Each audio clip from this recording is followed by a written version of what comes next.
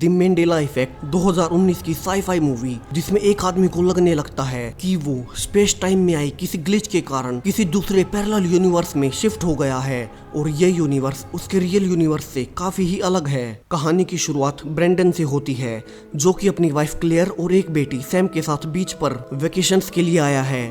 तीनों की छोटी सी फैमिली काफी खुश है जहां सब आराम से हॉलिडे एंजॉय कर रहे हैं, मगर जल्दी ही उनकी जिंदगी बदलने वाली है। ब्रेंडन और क्लेयर आराम से सन बाथ ले रहे थे जहां सैम कहती है कि वो स्नेल्स पकड़ने के लिए पानी के पास जा रही है। क्लेयर उसे कहती है कि ठीक है मगर ज्यादा दूर मत जाना। अब सैम मिट्टी में खेलने लग जाती है, मगर इसी बीच उसकी मंकी डॉल पानी के बहाव के साथ अंदर चली जाती है और उसे पकड़ने के लिए सैम भी पानी में चली जाती है और डूबकर मारी जाती है। अब यहाँ से ब्रेंडन और क्लेयर तो बिल्कुल टूट चुके थे। जहाँ सैम के फ्यूनरल पर क्लेयर डिसाइड करती है कि अब से सैम को भूलने की वो कोशिश करेगी क्योंकि वो अब वापस नहीं आने वाली।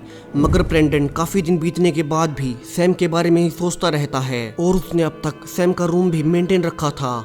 इसी बीच एक दिन वो सैम की एक बुक दिखता है और उसका नाम उसे कुछ अलग दिखता है, जहां उसे पक्का याद था कि सैम की बुक में दी बेरनस्टेन बियर की स्पेलिंग में एक ही जगह ई लिखा था। अब उसी रात ब्रेंडन का ब्रदर इन लॉ मैट भी उसके घर आता है, जहां ब्रेंडन उससे भी बुक के बारे में पूछता है और मैट भी कहता है कि जहां तक उसे याद है दी बेरनस्टेन बियर में ई था। और मैट ये देख हैरान था कि बुक का नाम अपने आप कैसे चेंज हो गया। अब तो ब्रेंडन की क्यूरियोसिटी और भी बढ़ चुकी थी, सो वो गूगल पर इसके बारे में सर्च करता है और यहाँ वो पाता है कि उसके अलावा भी बहुत सारे लोग ऐसे हैं जो कि ऐसा ही क्लेम करते हैं कि इस बुक के नाम में पहले ई था। अब ब्रेंडन इसके बारे में और रिसर्च करने लगता है, जहां उसे एक छोरी मिलती है जो कि उसके इस इंसिडेंट को सही से एक्सप्लेन कर रही थी। द मंडेला इफेक्ट छोरी। इस छोरी के अनुसार काफी सारी चीजें टाइम के साथ अपने आप बदल गई। जैसे बहुत सारे लोगों को याद है कि नेल्सन मंडेला की डेथ 1980 में जेल में ही हो गई थी और उस टाइम उनका काफी बड़ा फ्यूनरल भी हुआ था। मगर अब हम सब करंट हिस्ट्री से जानते हैं कि नेल्सन मंडेला की डेथ साल 2013 में हुई है और ऐसा ही कई चीजों के साथ भी हुआ है, इसीलिए इसे मंडेला थ्योरी का नाम दिया गया है। अब सुबह ही ब्रेंडन को एक और ऐसी ही चीज मिलती है। वो फ्रिज पर लगी अपनी फैमिली फोटो को देख हैरान था क्योंकि उसे याद था कि उसने ये फोटो कहीं और ली थी। ब्रेंडन यही सब क्लेयर को भी समझाने की कोशिश करता है, मगर क्लेयर कुकिंग में बिजी थी। सो ब्रेंडन बाहर आकर मैट को ये सब बताने लगता है कि उसे लगता है कि मंडेला थ्योरी सही है और उसे भी काफी सारी चीजों में बदलाव महसूस हो रहा है जो कि उसके हिसाब से कुछ हो रही है। अब मैट भी इसे सीरियसली नहीं लेता और कहता है कि शायद से उसे फॉल्स मेमोरी हुई है और शायद से उसका मन इंटरनेट पर थ्योरीज को देख ऐसा मानने पर उसे मजबूर कर रहा है। मगर ब्रेंडन श्योर है कि ये कोई फॉल्स मेमोरी नहीं है और शायद से वो किसी दूसरे पैरेलल यूनिवर्स में आ गया है जहां काफी सारी चीजें उसके यूनिवर्स से अलग हैं। अब तो ब्रेंडन इन थ्योरीज को और भी एक्सप्लोर करने लगता है और एक आर्टिकल में वो पाता है कि मंडेला इफेक्ट का मेन कारण एक एक्सपेरिमेंट है जो कि एक लार्ज हैड्रॉन कोलाइडर के साथ किया गया था। ये एक्सपेरिमेंट साल 2008 में रूस में हुआ था और उसी के बाद से बहुत सारे लोगों को मंडेला इफेक्ट एक्सपीरियंस होने लगा, जैसे वे अपने खुद के यूनिवर्स के बजाय किसी दूसरे पैरेलल यूनिवर्स में शिफ्ट हो गए हों। अब ब्रेंडन को इन सब के पीछे पड़ा देख क्लेयर परेशान थी और उसे लगने लगता है कि सैम की डेथ से परेशान होकर ब्रेंडन इन सब के बारे में कुछ ज्यादा ही सोच रहा है। वो ब्रेंडन को कहती है कि उसे अब सैम को भूल जाना चाहिए और लाइफ में आगे बढ़ना चाहिए। अब ब्रेंडन क्लेयर को भरोसा दिलाने के लिए उससे पूछता है कि उसके हिसाब से मोनोपोली गेम के कवर पर आदमी की एक आंख पर चश्मा है या नहीं। क्लेयर कहती है कि उसे पक्का याद है कि कवर पर बने आदमी के चेहरे पर एक चश्मा जरूर है, मगर ब्रेंडन उसे मोनोपोली का कवर दिखाता है जहां अब कोई चश्मा नहीं है। इसके अलावा ब्रेंडन एक और एग्जांपल देता है कि अभी जिस मंकी डॉल का बॉक्स उनके पास है उसकी कोई टेल नहीं है, मगर मूवी की शुरुआत में सैम के हाथ में जो मंकी डॉल थी उसकी एक टेल हुआ करती थी और उसी टेल से सैम ने उसे पकड़ रखा था। ब्रेंडन क्लेयर को यही समझाने लगता है कि ये सब मंडेला इफेक्ट है और शायद से वे दोनों गलती से एक दूसरे पैरेलल यूनिवर्स में शिफ्ट हो गए हैं जिसमें उनकी बेटी सैम की डेथ हो चुकी है और शायद से उनके रियल वर्ल्ड में जहां से वे लोग बिलोंग करते हैं वहां शायद सैम अभी भी जिंदा होगी। अब सैम का नाम आते ही क्लेयर ब्रेंडन पर गुस्सा करने लगती है कि वो सैम की डेथ से आगे नहीं बढ़ पा रहा और खुद को इंटरनेट की थ्योरीज में उलझा कर रखा हुआ है और उसे अब इन सब से मूव कर लेना चाहिए। मगर ब्रेंडन को खुद पर भरोसा था कि वो सही है और अब इन थ्योरीज पर और गहराई से वो रिसर्च करने लगता है, जहां से वो पाता है कि मंडेला इफेक्ट कई सारे पैरेलल यूनिवर्सेस के स्पेस टाइम में आई किसी ग्लिच की वजह से होता है, जिससे कई अलग अलग यूनिवर्सेस आपस में मिक्स होने लगते हैं।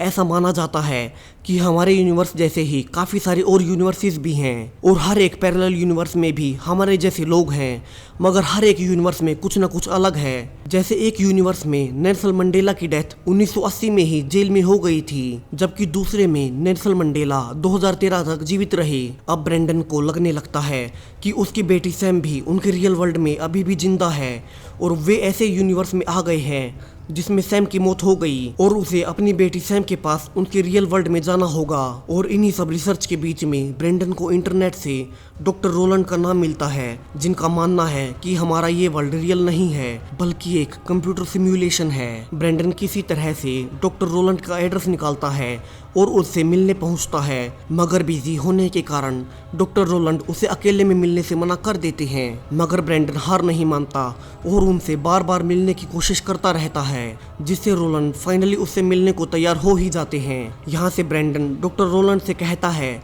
कि उसने उनकी फेक वर्ल्ड वाली रिसर्च पढ़ी है। डॉक्टर रोलैंड ब्रेंडन को बताता है कि उनकी रिसर्च के हिसाब से उनका यूनिवर्स एक कंप्यूटर सिमुलेशन है जिसका पर्पस अभी तक उन्हें भी नहीं पता। ये सारी ही दुनिया, बिल्डिंग्स, पेड़ पौधे और बाकी सब कंप्यूटर प्रोग्राम्स हैं। और ब्रेंडन ने मंडेला इफेक्ट के तहत जो चेंजेस नोटिस किए हैं वे कुछ और नहीं, शायद से कंप्यूटर में आने वाले कोई बग्स हैं। अब रोलैंड की एक्सप्लेनेशन से ब्रेंडन कहता है कि अगर ये वर्ल्ड कोई कंप्यूटर सिमुलेशन है तो इसे स्क्रिप्ट कोडिंग के जरिए चेंज भी किया जा सकता है। डॉक्टर रोलैंड कहता है कि मगर ऐसा वे किसी भी नॉर्मल कंप्यूटर से नहीं कर सकते और इसीलिए उन्होंने कई और साथियों की मदद से एक नया क्वांटम कंप्यूटर बनाया है। और यहाँ से वो ब्रेंडन को अपने यूनिवर्सिटी ले जाते हैं, जहाँ से वो उसे एक क्वांटम कंप्यूटर दिखाते हैं और बताते हैं कि ये क्वांटम कंप्यूटर उन्होंने कई सालों की मेहनत से बनाया है और अगर इसमें वे कोडिंग करें तो अगर ये दुनिया कोई सिमुलेशन होगी इसमें काफ़ी बड़े बड़े ग्लिचेस आने लगेंगे। और अब ये सब देखने के बाद ब्रेंडन कोडिंग पर काम करने लगता है और चूंकि वो खुद एक गेम डेवलपर था वो कोडिंग को और अच्छे से समझ सकता है और वो काफ़ी दिनों तक काफ़ी ज़्यादा रिसर्च करता है और कोडिंग तैयार करने लगता है। और अब काफ़ी ज़्यादा मेहनत के बाद ब्रेंडन का कोड रेडी हो चुका था और ब्रेंडन शांति से सो जाता है। और यहाँ से कहानी में एक बड़ा ट्विस्ट आता है।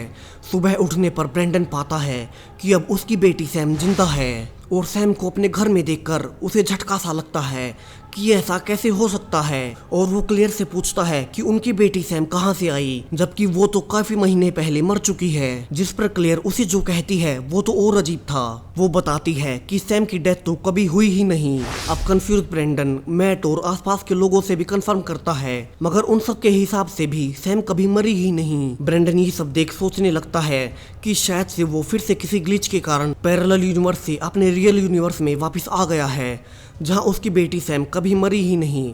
और वो सैम को देख काफी ही खुश था, उसे उसका सब कुछ मिल चुका था। वो अपनी बेटी को गले से लगाता है, उसके साथ अच्छे से खेलता है। नेचर ने उससे जो कुछ भी लिया था उसे सब कुछ लौटा दिया था, मगर अब सैम तो वापस आ गई थी।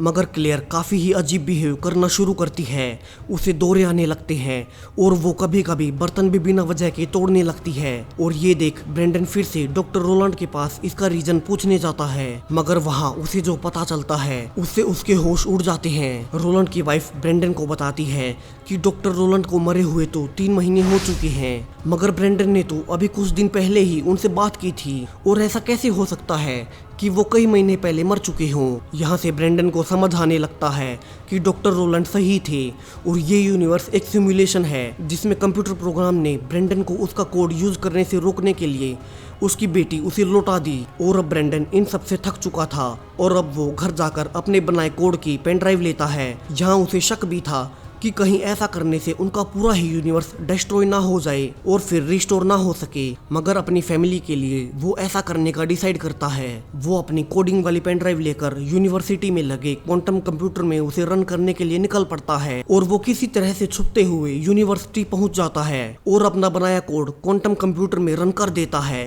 और कोड के पूरा होते ही इसके रिएक्शन दिखने लगते हैं और सब कुछ बदलने लगता है। ब्रेंडन भागकर अपने घर वापस जाने लगता है, जहां आप पार्किंग लॉट से सारी ही कार अचानक से गायब हो चुकी थी और वो बस पकड़ता है जहां अब हर कोई ग्लिच कर रहा था। बाहर अब बिल्डिंग्स और पेड़ पौधे हर एक में ग्लिचिंग आ रही थी। ब्रेंडन किसी तरह से भागकर घर पहुंचता है जहां अब उसकी वाइफ क्लेयर भी ग्लिच कर रही थी और यहाँ से एक एक करके सब कुछ खत्म होने लगता है और हर तरफ अंधेरा छाने लगता है। उसके आसपास की बिल्डिंग्स गायब होने लगती हैं और सारा ही यूनिवर्स एक ही झटके में मिट जाता है। अब कुछ देर बाद हमें कुछ कोड्स रन होते दिखाई देते हैं जहां अब फिर से सब कुछ रिफॉर्म होने लगता है, जहां प्लैनेट्स, जीव जंतु, सारी ही इंसानी इतिहास फिर से रिस्टोर होने लगता है। और अब यहाँ से यूनिवर्स उस टाइम पॉइंट पर फिर से शुरू होता है जब ब्रेंडन, क्लेयर और अपनी बेटी सैम के साथ बीच पर बैठा था। सैम यहाँ फिर से स्नेल के साथ खेलने जाने के लिए कहती है मगर क्लेयर इस बार उसे अपना मंकी टॉय वहीं छोड़ जाने को कहती है और यहाँ हम पाते हैं कि इस बार उसके टॉय में कोई टेल भी नहीं है और सैम आराम से खेल रही थी जहाँ इस बार उसकी मौत नहीं होती और ये मूवी यहीं खत्म हो जाती है। सो वीडियो पर मेरी मेहनत जरा सी भी पसंद आई हो तो प्लीज चैनल को सब्सक्राइब कर थोड़ा सपोर्ट दिखाएं जिससे हमें अप्रिशिएशन मिले ऐसी ही और अच्छी वीडियोस बनाने का। Thank you.